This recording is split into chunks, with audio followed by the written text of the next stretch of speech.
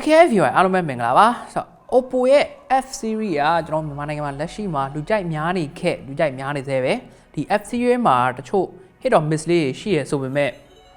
သူရဲ့ပေးရတဲ့ဈေးနဲ့ပြန်ရတဲ့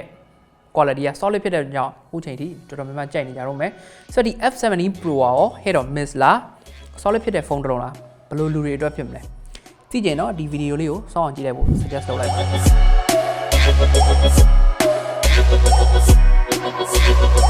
Oppo F17 Pro ကိုင်ရတဲ့ feeling ကကျွန်တော် Oppo Reno 4ကိုင်ခဲ့ရတဲ့ feeling နဲ့လုံးဝတစ်ထပ်သေးပဲ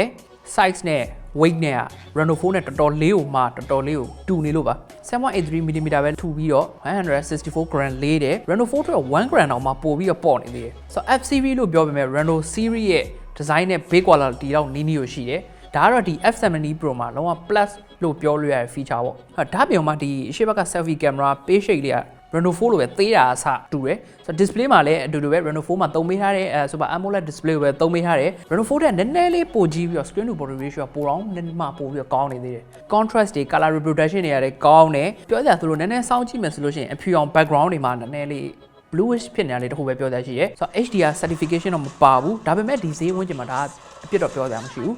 Reno 4လိုပဲ 90Hz မပါဘူး 60Hz refresh rate နဲ့ပဲသွားမှာပါသူရဲ့ဒီ in display fingerprint ကလည်း300တော်တော်လေးကိုတွတ်တယ်ဆိုတော့ပြောရမယ်ဆိုလို့ရှိရင်ဒီ design ပိုင်းရော build quality ဘောက Reno 4နဲ့တိတ်ပြီးတော့မကွာဘူး။ကွာသားဆိုလို့ Reno 4မှာက Gorilla Glass 6ကိုသုံးပေးထားတယ်ဒီ F17 Pro မှာတော့ Gorilla Glass 3ကိုသုံးပေးထားတယ်ဆိုတော့တောင်ပုံ1000လောက်ကတော့ခံနိုင်ပါတယ်။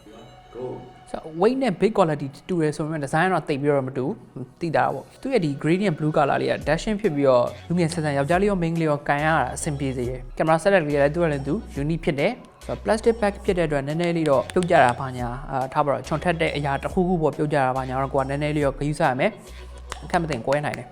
ကင်မရာမှာတော့ Reno 4တဲ့နည်းနည်းလေး sensor size ပိုသေးတဲ့ f1.8 full 8 megapixel main camera 8 megapixel ultra wide 2 megapixel depth sensor နဲ့2 megapixel monochrome ကိုသုံးပေးထားတယ်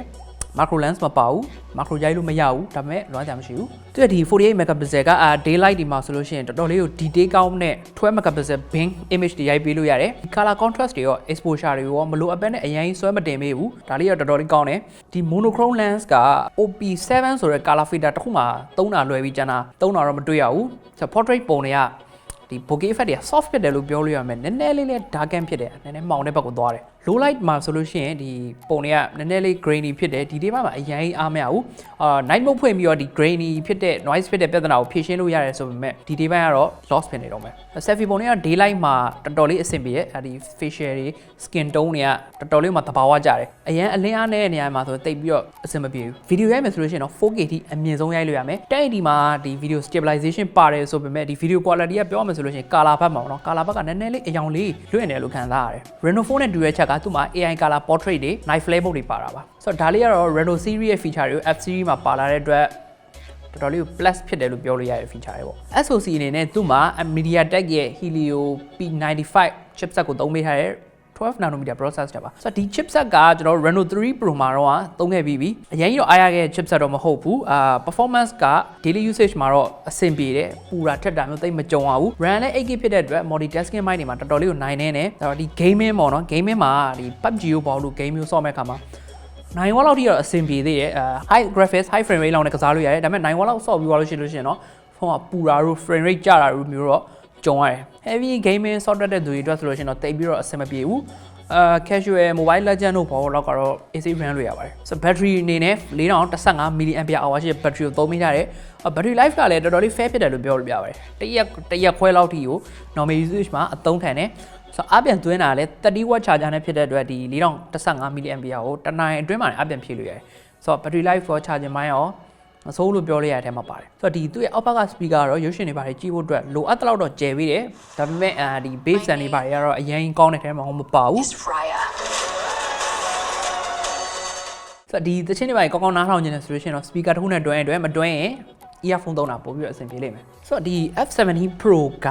ပြောရမယ်ဆိုလို့ရှိရင် Reno 4နဲ့တော်တော်လေးကိုမှ design ရော specs ရောတော်တော်လေးကိုနှီးစက်တယ်စင်တူရယ်video ပြောရင်နဲ့Oppo F17 Pro